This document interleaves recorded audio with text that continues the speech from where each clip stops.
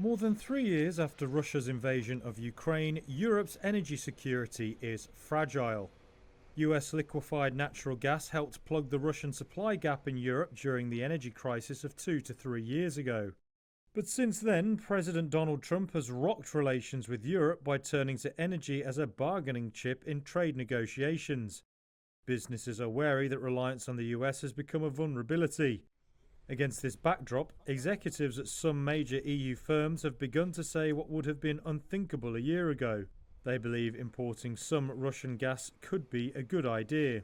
Leuna Chemical Park hosts one of Germany's biggest chemical clusters. The country relied heavily on cheap Russian gas until the Ukraine war. Christoph Gunther is managing director of Infra Leuna.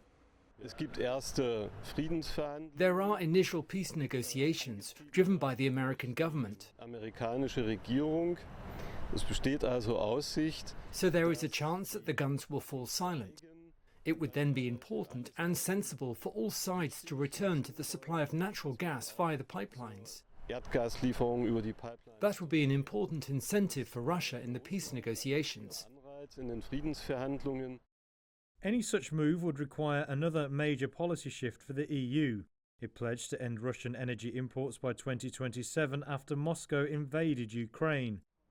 But Europe has limited options and talks with LNG giant Qatar for more gas have stalled.